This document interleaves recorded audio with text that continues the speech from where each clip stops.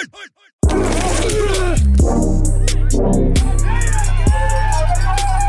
to Under the Wings Helmet. I'm Kyle Simmons.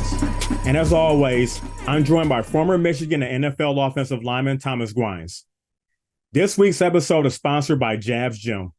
Learn the fundamentals of boxing through high-intensity cardio and strength workouts with locations in Metro Detroit, the Eastern Market, Ferndale, and Birmingham. We would also like to thank Juke. You can purchase their gear at jukefootball.com. As we all know, the Wolverines are under NCAA investigation for alleged sign stealing involving low-level staffer Connor Stalions. It's alleged that Stalions purchased tickets to over 30 games and used illegal technology to steal play call signs from opponents.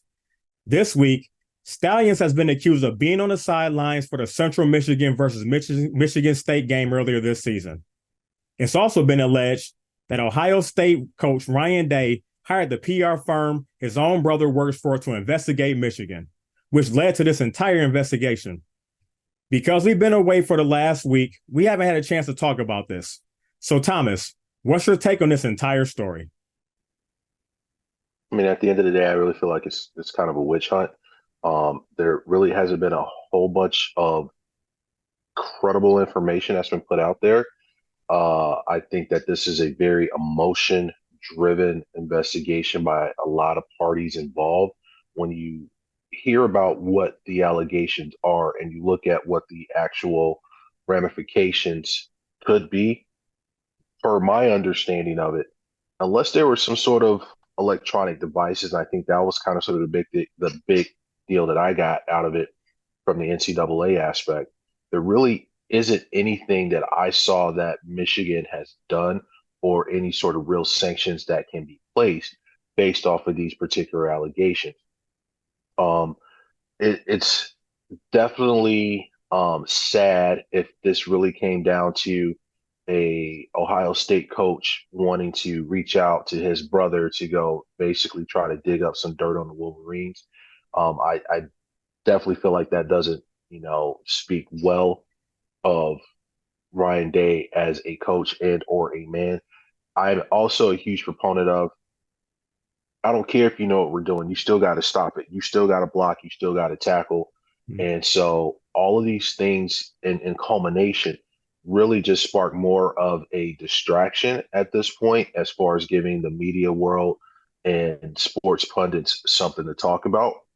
But as far as what's actually going to be taking place, I don't really foresee a lot of sanctions and or real issues coming down for the Wolverines. You look at what the president of the university has done as well. Seemingly, from all intents and purposes, he's backing up Coach Harbaugh, saying this is our guy. So you would think that as the president of the university, that he would have a lot more information than what we're getting out here just as casual fans. So sit back, enjoy the entertainment, grab your popcorn, but it's depending on what side of the fence you're on. If you're part of Wolverine Nation, I think you should be pleased with the outcome. If you're going to be part of the other individuals, it's probably going to be a pretty anticlimactic ending and probably not what it is that you're looking for. As long as we keep winning, I think that, that quiets all of the noise. We just got to continue to go out there and do our job. Having this week off was huge, in my opinion. Get a lot of the nicks and bruises healed up, let guys kind of recenter themselves, let the team and the coaches recenter themselves, and continue to have this big push towards the second half of the Big Ten season. Now, I just want to touch on it a little bit more because the media has been kind of, jabbing at Michigan, saying that they haven't been able to say, the Michigan's being silent on this. But from my understanding, when you're under NCAA investigation, you're not allowed to speak on this. So I agree with this kind of being a media witch hunt and just media pundits just kind of dragging a story out for ratings and clicks. Yeah, I mean, definitely it's us, right? It's the team with the funky helmets. It's the Block M. It's the arrogant Michigan guys. And, as we're going on this 3-in-a-row push as far as being Big Ten champs, getting back to the NCAA playoffs and hopefully getting deeper into that pool of play, what what bigger story could there be?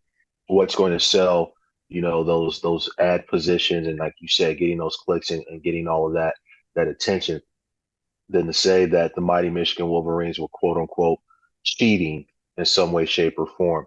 Again, I go back to the Belichick days, right? What really happened to Coach Belichick? If there's a suspension, we've gone through the suspension thing, right? All right, Jimmy, you can't coach. Okay, next man up. Again, this is why football is the greatest team sport, not only just from the player aspects of things, but things happen in life. And as a coach, if for whatever reason a particular coach can't be there, then again, it should be next man up.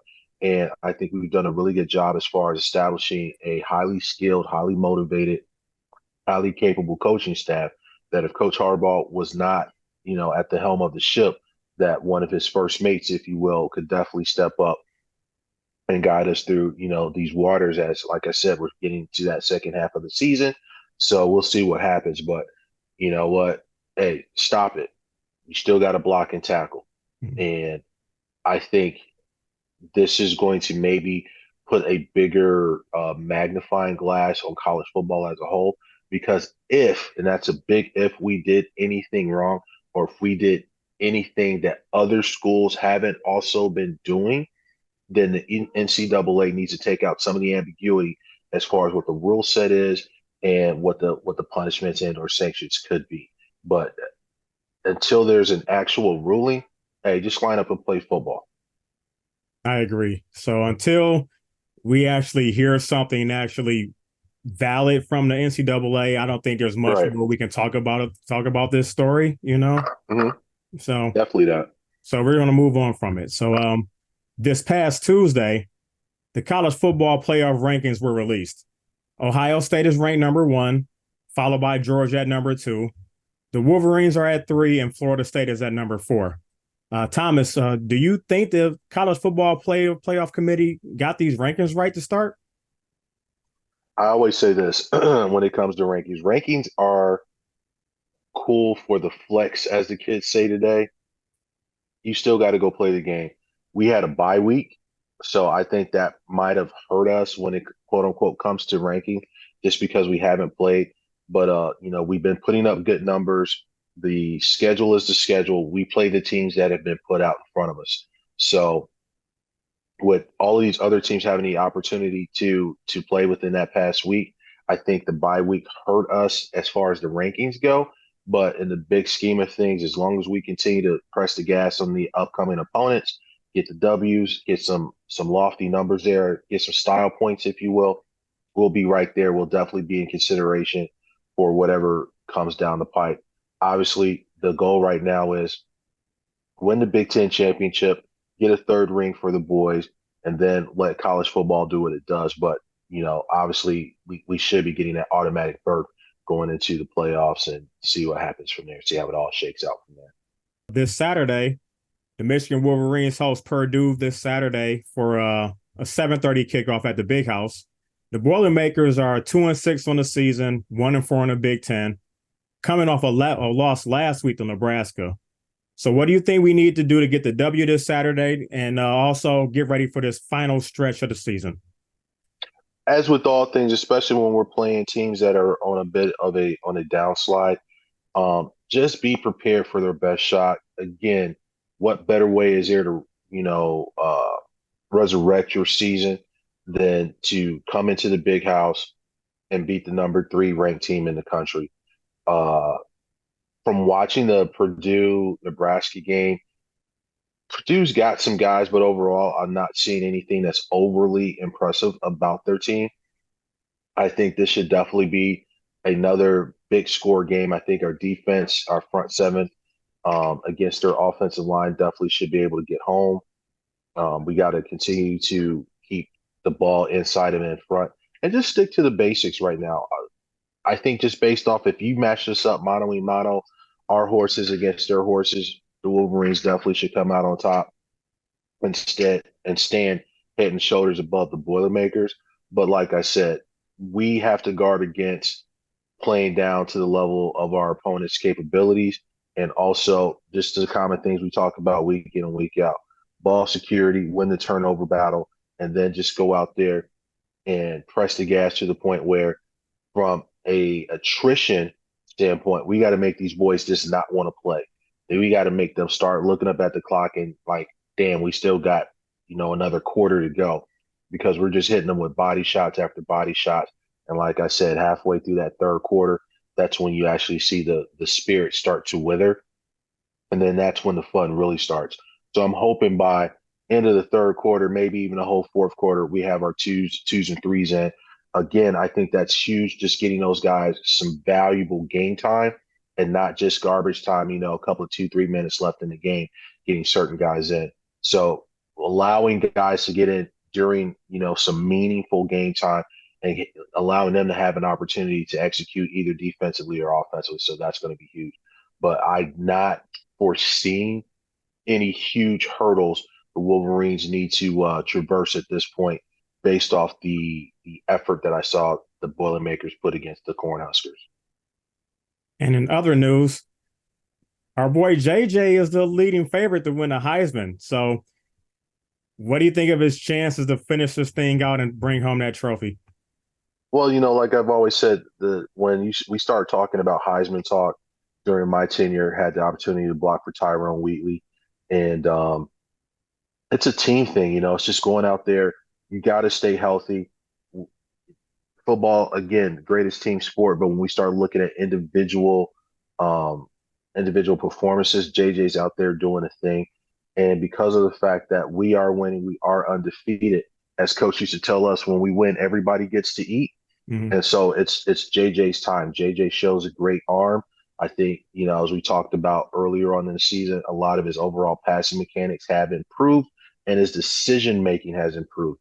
I think JJ has really shown his ability to go out there and be a field general, a extra coach, if you will. And the other thing about JJ, too, is that his level of play is just infectious. Even when he's out of the game and the other quarterbacks have an opportunity to go in, or any of the twos, and when you see these guys do well and scoring touchdowns and the camera pans back over to JJ, just his level of excitement. Even when he's not in the game, he's in the game.